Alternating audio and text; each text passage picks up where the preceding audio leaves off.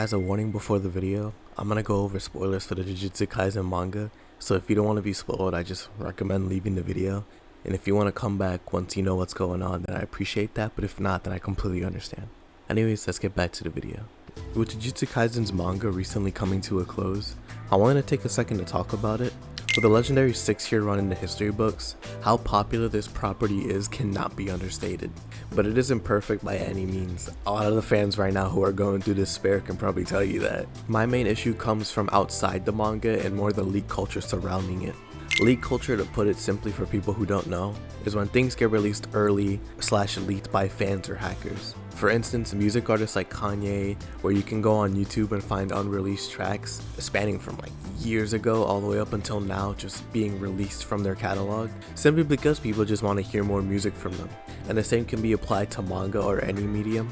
And Jujutsu Kaisen was no exception to this. When it was at its highest in popularity, so I would say around like Gojo vs Sukuna, leaks were flying like crazy. It felt like every chapter had a leak come out a few days in advance, detailing exactly what would happen, and you literally just couldn't escape it. Even now with the manga ending, leaks were still flying like crazy. Not as much as when it was really flying, but still an alarming amount. Mind you, I read JJK, but I wasn't as attentive compared to other people, so I managed to dodge spoilers, funnily enough, through casual indifference. But social media sites like Twitter and Instagram had people dodging spoilers like the Matrix. It was crazy.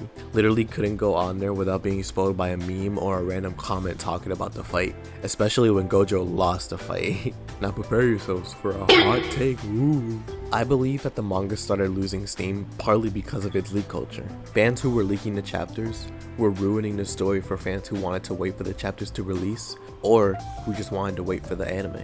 Now this is just my opinion. If you disagree with me and believe that the story would have been dookie whether it got leaked or not, then that's fair. To say that the leak culture didn't play a role in it at all is to overlook a major part of it all. The leaks are just as much a part of the full story as the bad writing and rush ending are.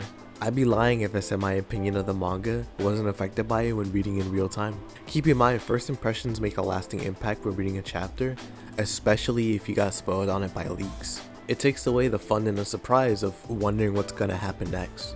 And that's my major issue with leaks in general. It takes away the fun and the entertainment of reading something or watching something. Because when something gets leaked, either people go into damage control mode to try to mitigate it, and then when it comes out and it's still the same thing, people aren't going to be as surprised or as excited for it, or people actually just change the entire thing because of the leaks, maybe even making it worse because of that. I just never been a fan of leaks myself, and honestly don't support them at all. But I know that there's not much that can be done, because when one leaker goes down, another one comes up. But I know when this stuff gets adapted into the anime with season 3 and beyond, that it's gonna cook. I don't have any worry that it's gonna be awful.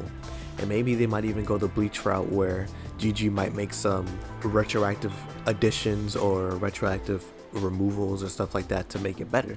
But let's also take into account that he actually approves of that. So we'll just have to wait and see.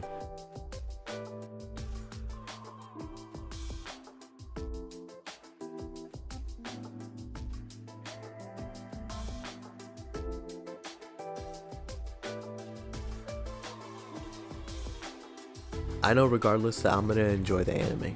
So with that being said, let me know down below what your opinions are on all this leaker stuff.